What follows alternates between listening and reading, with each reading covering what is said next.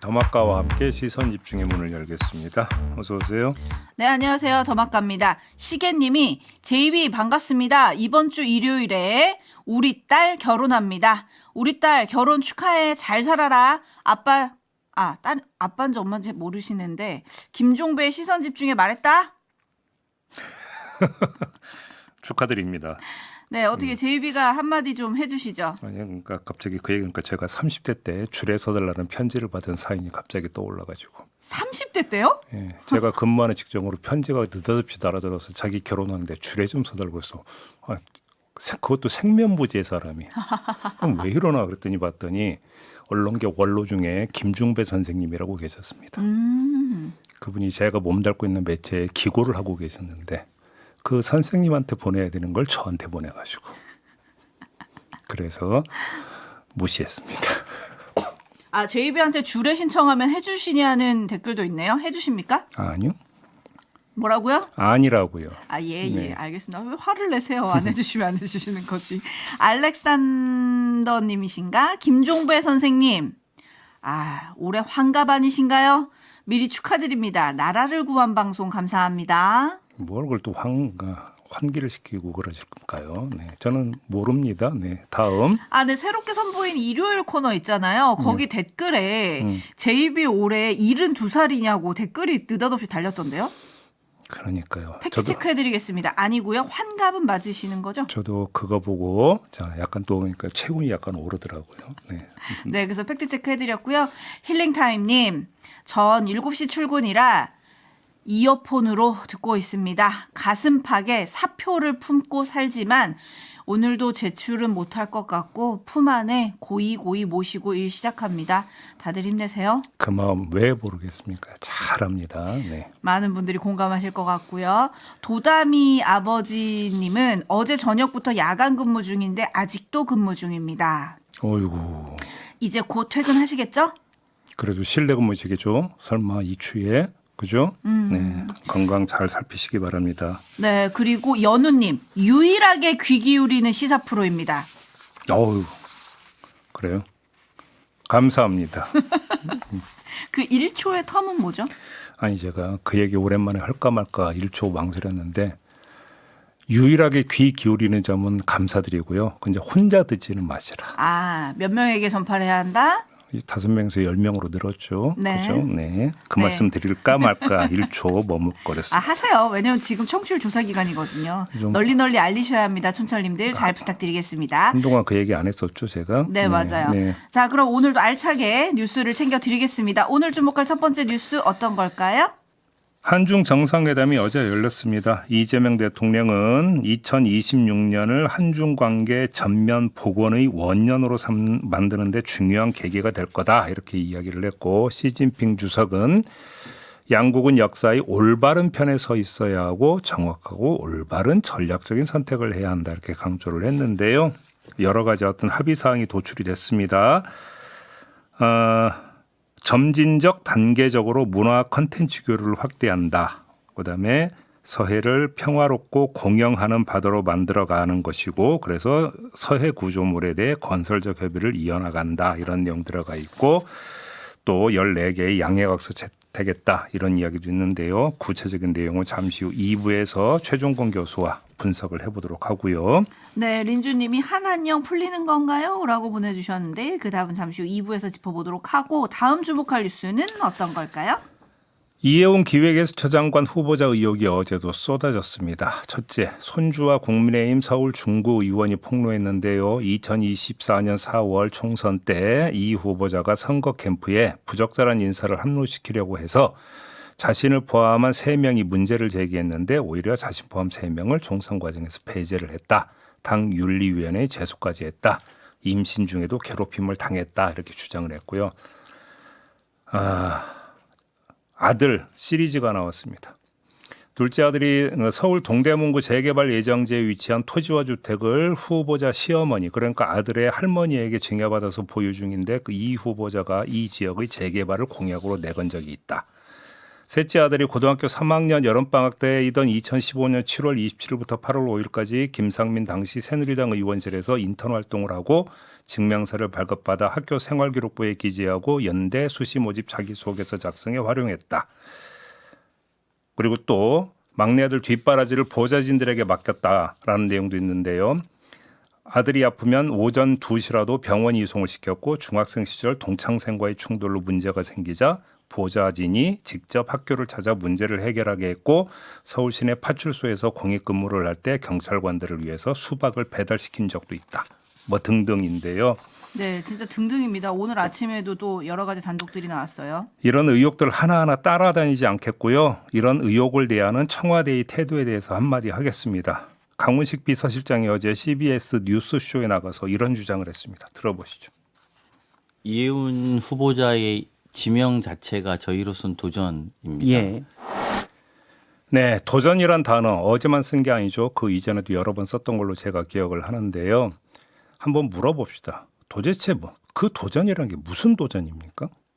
이걸 한번 물어보겠는데요. 네, 무슨 뜻이죠? 자, 통합을 강조하고 진영을 지적하면서 한 말인 걸 고려해 볼 때 이른바 진영 정치에 대한 도전이다. 뭐 이렇게 주장하는 것 같습니다. 어제도 진영에서 반발을 이렇게까지 많이 할까라고는 생각은 안 했다라는 말을 덧붙였더라고요. 그러니까 이 해석이 맞을 것 같죠. 그러면 이 해석이 맞다고 치고 자, 이제 그 도전 주장은 시효를 다한 한물간 타령에 해당이 된다. 이런 말씀을 드리겠는데요. 자, 이해운 후보에 대해서 의혹을 쏟아내는 쪽은 어느 순간부터 진영을 가리지 않고 있습니다. 의혹을 대하는 국민 여론 또한 진영에 따라서 확연히 갈리는 것도 아닙니다. 그런 점에서 두 가지 중간 결론이 나오는데요. 첫째, 그럼에도 불구하고 도전 운운한다면 이제 그거는 진영 정치에 대한 도전이 아니라 국민 정서와 국민 눈높이에 대한 도전에 해당이 된다. 이 말씀을 드리겠고 두 번째, 그럼에도 불구하고 의혹 제기를 불만을 가진 진영의 일방적 의혹 제기로 치부한다면 오히려 그게 진영 논리다. 이 말씀도 함께 드리겠습니다. 김병기 의원의 태도는 어떻게 봐야 될까요? 어제 유튜브 방송에 출연을 했어요. 어제 뉴스토마토 유튜브 채널과 인터뷰에서 이렇게 말했던데요. 들어보시죠. 제명을 당하는 한이 있더라도 저는 제 손으로 탈당을 하지 않겠습니다. 네, 조금만 믿고 기다려달라. 그러면 이 문제에 대해서 대부분 해결하겠다라는 말도 했던데요. 정리하면 지금 제기되는 의혹들 대부분은 사실 무근으로 자신은 억울한 피해자라는 주장인 것 같습니다. 뭐 그건 수사로 밝혀질 거니까 놔두고요. 전혀 다른 점을 한번 짚어보겠습니다. 자, 이해운 후보자와 김병기 의원의 상관관계를 한번 짚어보려고 하는데요. 자, 두 사람에게 쏟아지고 있는 의혹을 한마디로 정리하면 어떻습니까? 긴밀히 맞물려 있습니다. 제기되는 의혹의 싱크로율 거의 한 8, 90%에 해당할 정도로 비슷합니다. 자, 바로 이 점이 김병기 의원을 버티기로 몰아가고 있는 것 아니냐라는 분석도 성립이 될 수 있다라는 것입니다. 김병기 의원 주인공 시점에서 보면 지금 그 정부 여당은 이해운 후보자에 대해서는 버티기 모드를 지금 작동을 하고 있는데 만약에 이해운 후보자가 살아남는다면 자신만 쳐낼 수 있을까? 거의 비슷한 의혹을 갖고 있는데 따라서 나도 버티면 살 수 있다라고 하는 생각을 할 수가 있다라는 것입니다. 그래서 이해운 후보가 어떻게 되는지까지 지켜볼 태세다. 이렇게 해석을 할 수 있는 거 아니겠습니까? 그 여지가 충분히 있다. 이런 말씀을 드리겠습니다.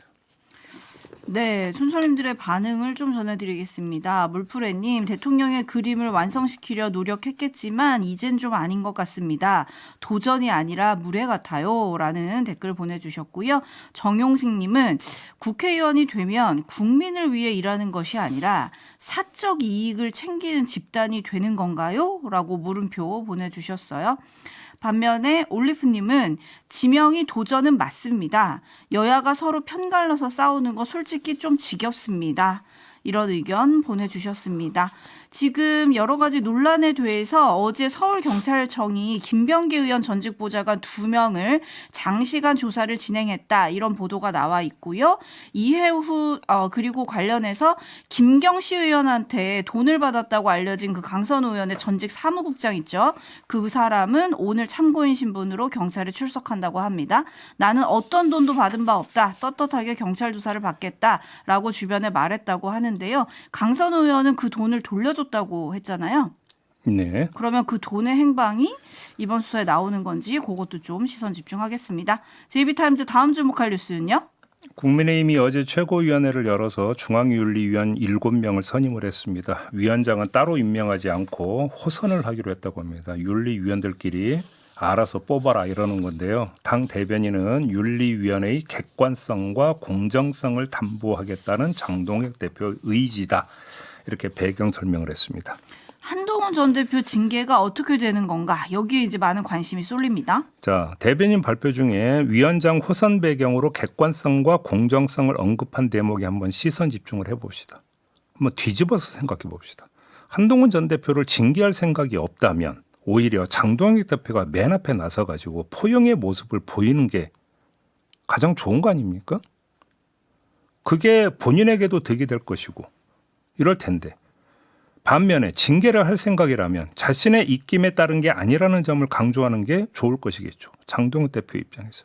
그러면 그러니까 자신의 어떤 입김에 따른 게 아니라고 하는 걸 강조하는 방법이 뭡니까? 윤리위원회가 알아서 독립적으로 판단한 것이다라고 하는 것을 어필하는 것이죠. 그러면 위원장을 장동혁 대표가 임명하지 않고 호선에 맡긴다. 그러면서 대변인은 객관성과 공정성을 강조했다.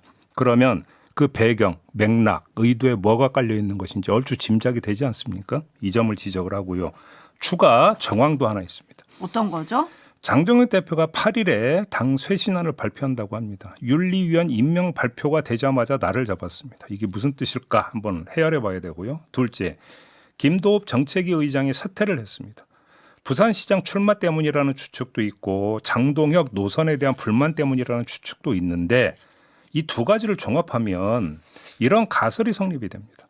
자, 장동혁 쇄신안이 이른바 포용적 쇄신이라고 한다면 김도읍 의장이 굳이 서둘러 사퇴할 이유가 있겠느냐라고 하는 추정은 얼마든지 성립되는 거 아니겠습니까? 오히려 박수치고 사퇴하는 게 부산시장 출마에도 도움이 되는 거 아니겠습니까? 부산시장 출마를 위해서라면 하루 이틀 상관이 그렇게 중요한 거겠습니까?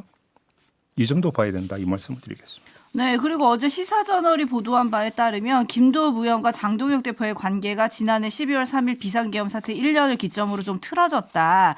김 의원은 윤석열 전 대통령과 관계를 끊고 좀 가야 된다. 이런 생각이 있었는데 장동혁 대표가 그렇게 가지 않는 것에 대해서 실망감을 나타낸 것으로 그렇게 나오고요. 내가 실책을 범했다. 내가 조금 더 비상계엄에 대한 사과를 일찍 해야 했다. 때를 놓쳤다. 오히려 김도읍 의원이 이렇게 말을 했다고 하더라고요. 네. 그래서 장동혁식 뺄셈 정치다 뭐 이런 말이 나오던데 요건 또 어떻게 봐야 될지 잠시 후 3부 인터뷰에서 좀 짚어보도록 하겠습니다. JB타임즈 다음 주목할 뉴스는요?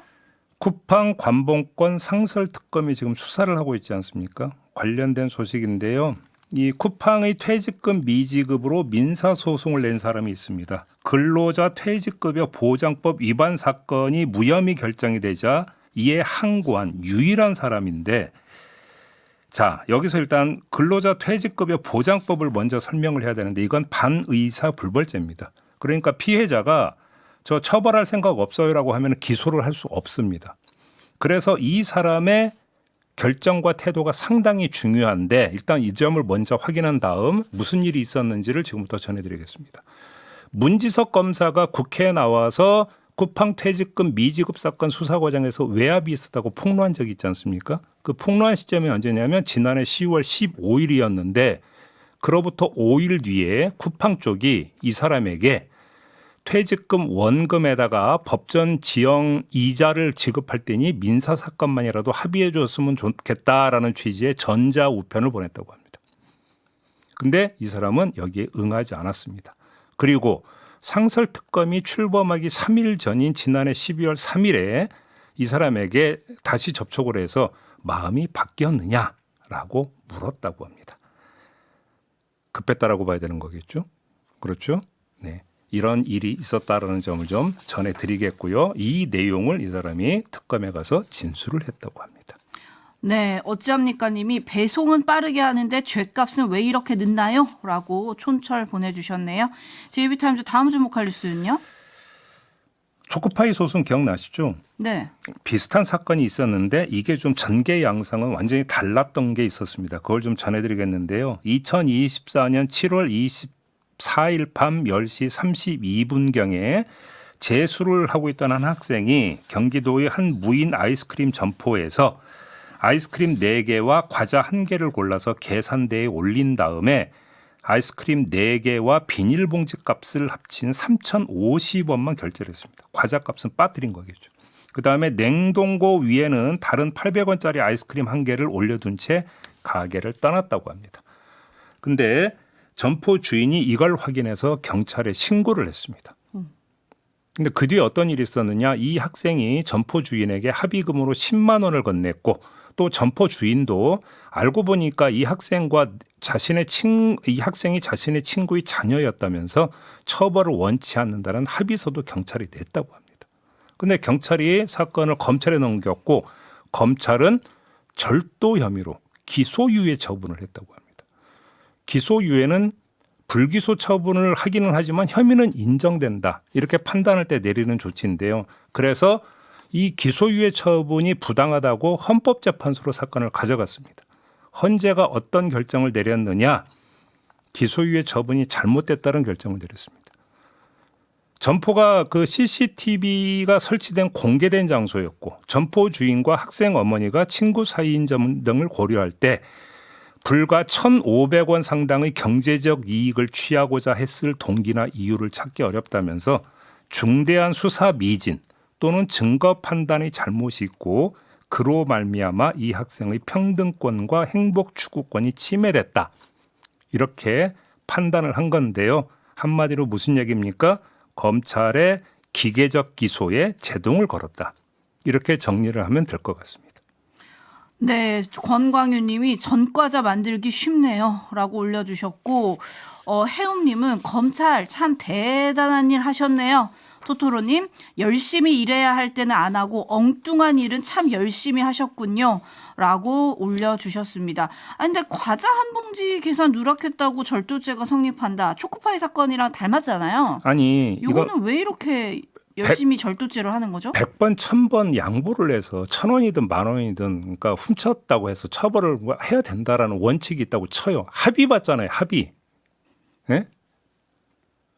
뭡니까 그러면 이거는. 넘어가겠습니다.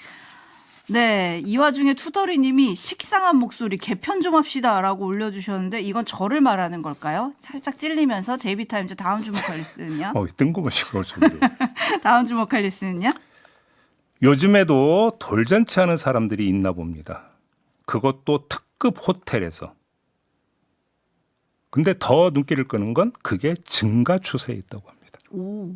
그래서 제가 세상 물정을 제가 좀 잘 모르나 싶어가지고 지금 저 뉴스를 유심히 보고 지금 전해드리는 건데요. 저는 요즘 돌잔치 잘 안 한다고 얘기 들었거든요. 돌잔치가 민폐다라고 그러니까 눈총 받는다고 해서. 근데 아닌가 봐서 지금부터 전해드리겠는데 그랜드 인터컨티넨탈 서울 파르나스 호텔의 지난해 프리미엄 돌잔치 집행 건수가 전년 대비 30% 이상 증가를 했다고 합니다. 자, 이곳의 돌잔치 비용은 10명 규모 소연회장 기준으로 500만 원, 40명 이상 대연회장 기준으로 1,000만 원 수준이라고 합니다. 그다음에 호텔 신라가 운영하는 서울 신라 호텔에서는 고급 중식당 8선의 별실인 샤론과 셀비아에서 돌잔치가 주로 진행되는데 샤론의 경우에는 주중에 330만 원, 주말과 공휴일에는 450만 원, 그리고 셀비아는 주중엔 290만 원, 주말과 공휴일에는 375만 원의 보증금이 책정됐습니다. 보증금입니다. 보증금. 네. 또 롯데호텔은 약 20%, 웨스틴 조선 서울은 약 30% 돌잔치 진행 건수가 증가를 했다고 합니다. 자, 있는 집에서 집안 식구들끼리 조용히 돌잔치 하는 것까지 뭐라고 할 수는 없겠죠. 내수 진작 차원으로 그렇게 이해를 하고 넘어갈 수 있습니다. 그것 가지고 제가 뭐라고 말씀을 안 드리겠는데요. 헌데 주변에 초청장 돌리면 이때 어떻게 해야 되는 겁니까? 옛날에 돌잔치 그 초대받으면 $1 금반지 줬거든요. 그렇죠. 지금 줄 수 있습니까? 지금 막 한돈에 얼마죠? 제가 어제 찾아봤는데 한돈에 79만 원 넘었더라고요. 또 올랐네요. 그러면? 네. 그러면 금반지 선물은 꿈도 못 꿀 것 같고 10만 원 축하 봉투 주자니 뭐 지금 장소가 뭐 이래가지고 이걸로 되나 오히려 주눅 들 것 같고 그러면 제일 좋은 방법이 뭐냐? 안 가는 거다. 저라면 그렇게 하겠다. 이런 말씀 드리겠습니다. 네, 신원섭파님 등 많은 분들이 이런 뉴스 보면 정말 사회 양극화가 심하긴 심한가 봅니다. 빈부격차가 좀 심해져서 생기는 기현상 아니냐 이렇게 보시는 분들이 꽤 많네요. 당연히 그런 댓글 현상이고. 많이 들어왔고 예. 혹시 요즘에 금값이 너무 올라서 금수거를 위한 건 아니냐 이렇게 또 의심하시는 분들도 꽤 계신데 금수거를 굳이 할 이유가 뭐가 있어요? 금수저를 물고 태어났는데. 그거면 되는 거지. 뭘 또 금을 수거합니까? 네, 봄날의 햇살님이 금거북이가 탐나는 세상 이렇게 보내주셨고 엽기토끼님은 그들만의 세상이네요. 부자는 더 부자가 됐나 봐요. 궁금합니다. 이런 5성급 호텔 돌잔치 가시는 분들 축하금은 얼마 내시는 거예요? 저도 그게 궁금한데 저는 그것도 궁금한 거. 여기도 백설기는 나오는 거겠죠? 네? 넘어가겠습니다. 마무리할게요. 수고하셨어요. 고맙습니다.